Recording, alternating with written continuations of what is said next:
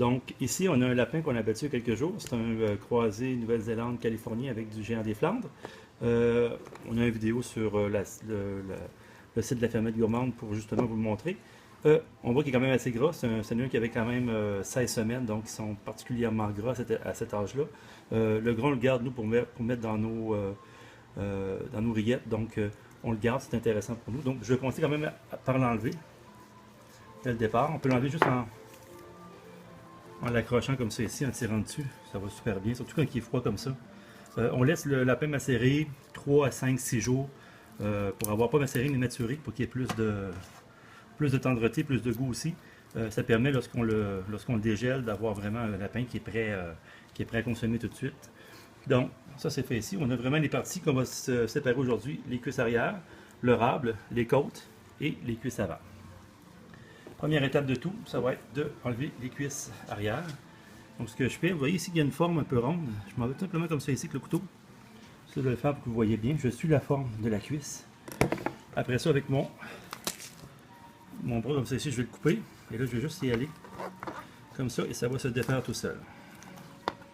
Voyez-vous, il est défait.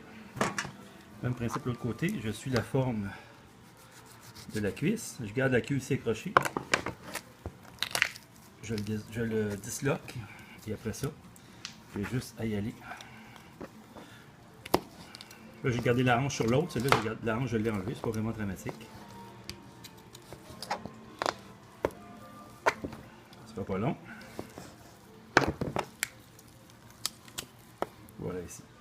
La différence, c'est que de ce cas-ci, ici, la hanche est restée après. La hanche qu'on voit ici, dans ce cas-ci, la hanche est après, est enlevée. Souvent, lorsque je travaille la cuisse, je vais enlever la hanche d'une manière ou d'une autre, donc c'est pas problématique de l'enlever ou non. Je garde toujours les os pour mettre dans le bouillon pour les rillettes. Donc, j'ai ici la partie qu'on appelle la queue, qui est utilisée surtout dans le bouillon, dans les rillettes, justement. Je vais d'abord m'assurer de ne pas avoir vraiment de rable à cet endroit-là. Je vais faire une petite entaille de rien du tout. Deux places. Je vais casser. En cassant, ça me permet de libérer l'os. Je coupe pour la rillette encore une fois. De l'autre côté, les cuisses, il y a une petite entaille ici en avant sur laquelle on va aller pour aller vraiment détacher la cuisse de l'ensemble. Ça va tout seul, hein? Il n'y a rien à faire. Voyez-vous, on a la cuisse entière ici. Même principe ici.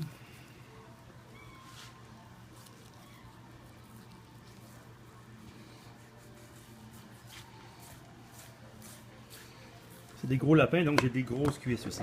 Arrière, des grosses cuisses avant. Donc j'ai les deux cuisses ici. Ici j'ai la partie du cou, avec la partie de la cage thoracique, les côtes. Moi je garde les côtes à part pour faire des petits ribs de côte, si on veut, de lapin. Par contre, on peut aussi le garder si on fait un lapin en civet, on peut le garder en morceaux aussi. Je vais vous le montrer tout à l'heure lorsque ça va être le temps. Première étape pour le rable. Attacher le rable, c'est de trouver jusqu'où il va. On voit qu'il va jusqu'ici. On essaie de le déterminer. On voit ici le diaphragme, je peux l'enlever. Le diaphragme, c'est l'endroit où les poumons étaient. Donc ça me permet de pouvoir, pour une fois, avoir de la viande que je garde pour la rillette. Donc je trouve la côte où est-ce qu'elle est finie, la dernière côte.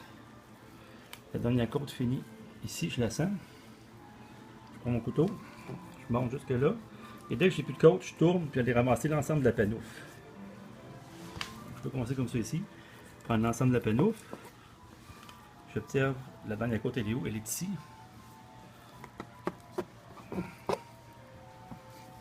Je m'en vais à pointe, voyez-vous, je m'en vais vraiment pour ne pas perdre absolument aucune partie de rable. Quand c'est fait, je casse avec mon couteau. Je viens juste couper ici.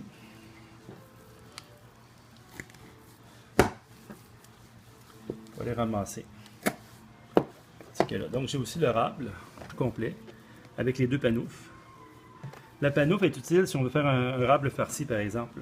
On va pouvoir utiliser la rable, on va le montrer tout à l'heure quand je vais le désosser. On va utiliser la rable puis le farcir pour faire une partie plus grosse si on veut pour avoir un beau rable. Ici, pour la partie de la côte, ce que je vais faire c'est qu'avec mon couteau, avec la pointe de mon couteau, je vais aller juste couper. Mais avant je vais désosser ça ici. Il y a de la belle viande ici. Je pourrais juste le désosser et garder la viande après si je veux, ça ferait plus de viande. Je vais en faire un d'un côté désossé puis l'autre pas désossé, vous allez comprendre. Donc je prends mon couteau, je suis les côtes, puis ici avec le couteau je vais juste gratter pour aller enlever le maximum de chair sans rien briser. On suit avec le cachot thoracique les côtes. Et là, on n'a absolument aucune perte. Ça va mal quand on n'est pas du bon côté. Il y a beaucoup de viande dans un lapin, c'est grosseur-ci surtout. Là. Voyez-vous, il y a presque un petit râpe de lapin. Ça, je le garde pour la rillette, cette partie-ci. Mais la partie qui est ici, vraiment, qui est plus belle, celle-ci, je peux facilement la garder pour me faire un... C'est presque la grosseur d'un râpe d'un petit lapin. Donc, on le garde ça aussi. Tout ça va pour la rillette. De l'autre côté, comme je vous disais, je vais le garder après. Donc, le truc, c'est qu'avec le couteau, on va enlever avant la partie qui est ici de l'ancienne côte. Avec la pointe du couteau, je donne un petit coup d'oreille du tout comme ça. Pour les détacher.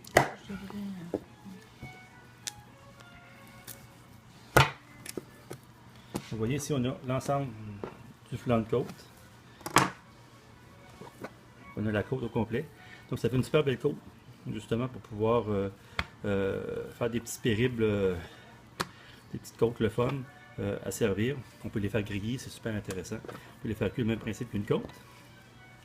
Je garde ça. Si je ne le garde pas pour ça, je peux le garder pour faire encore une fois la rillette.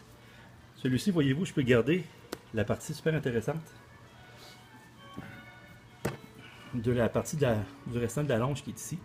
Donc ça fait un petit peu une sorte d'entrecôte si on veut. Avec le couteau, je vais aller le chercher le plus possible sur le bord.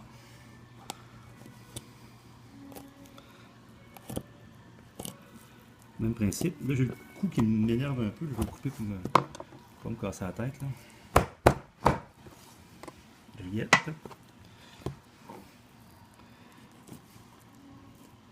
Là, je le garde comme ça ici. Je vais peut-être arriver aux côtes.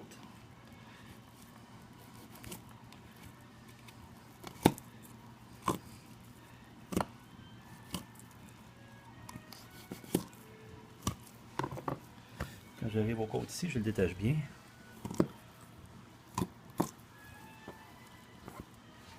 Là, je m'assure qu'il soit vraiment tassé avant de couper.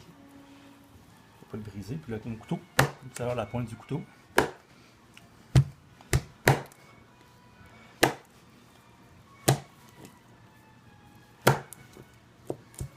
Ça, encore une fois, ça reste pour faire la rillette. On fait cuire, on ramasse tous les petits morceaux de viande qu'il y a après.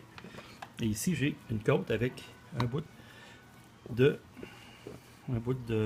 râble après, si on veut. Ce qu'on peut faire dans ce cas-ci, c'est s'amuser à faire une sorte de carré. Voyez-vous? Je peux facilement couper dans ce cas-ci une partie de mes côtes ici, comme ça, le gratter. Si on a beaucoup de temps devant soi, ou des amis qu'on aime vraiment beaucoup,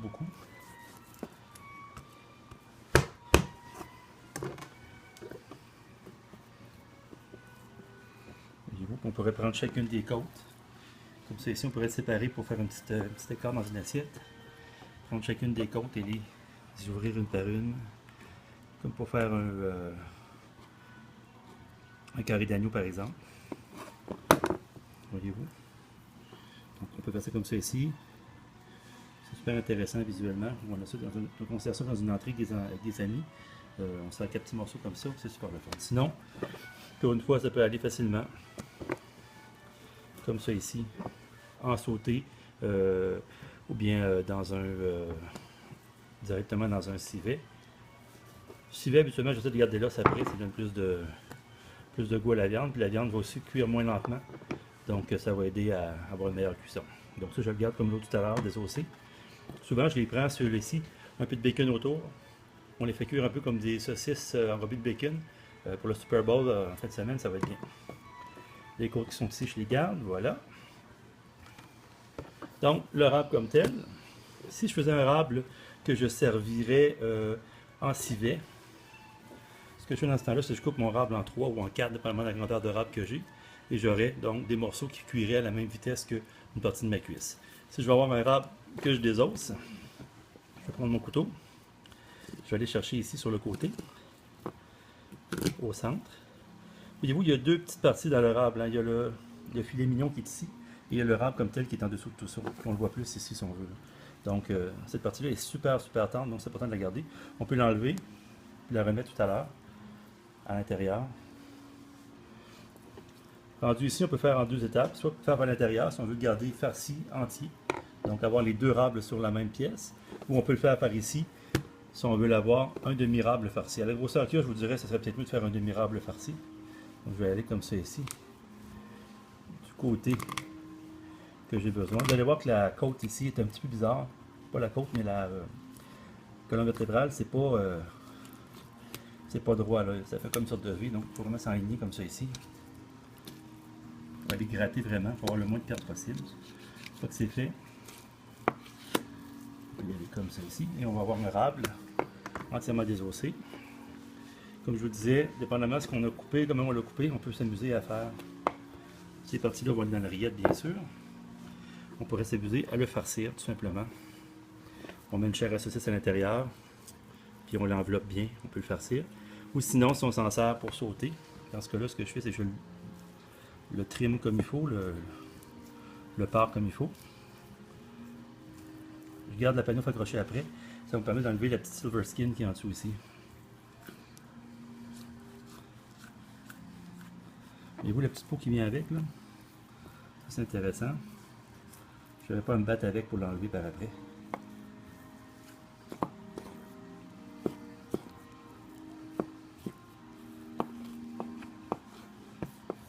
Voilà. Donc j'ai un rab qui est parfaitement désossé ici. Et ça, bien sûr, je peux le garder pour soit en viande hachée, soit dans ma rillette. Même principe de ce côté-ci. Je vais de l'autre côté de la colonne.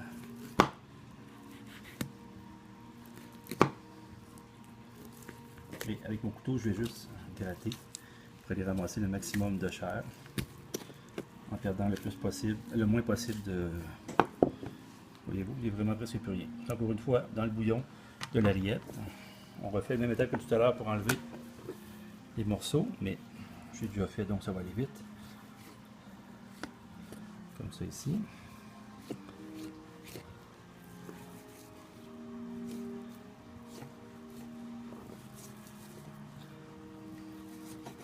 Encore une fois, on garde ça pour la rillette. Dernière petite affaire à faire, ça va être, ça je peux l'enlever vraiment avec mes doigts comme ça ici, si j'ai peur de briser quelque chose. Les cuisses, si on veut les couper pour avoir des...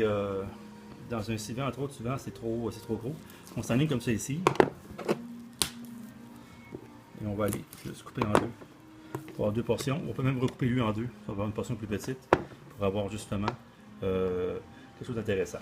Les cuisses, la manière que je m'en sers, moi, je les fais cuire dans le gras de canard souvent. Pour avoir des cuisses qui sont confites. C'est super intéressant comme goût.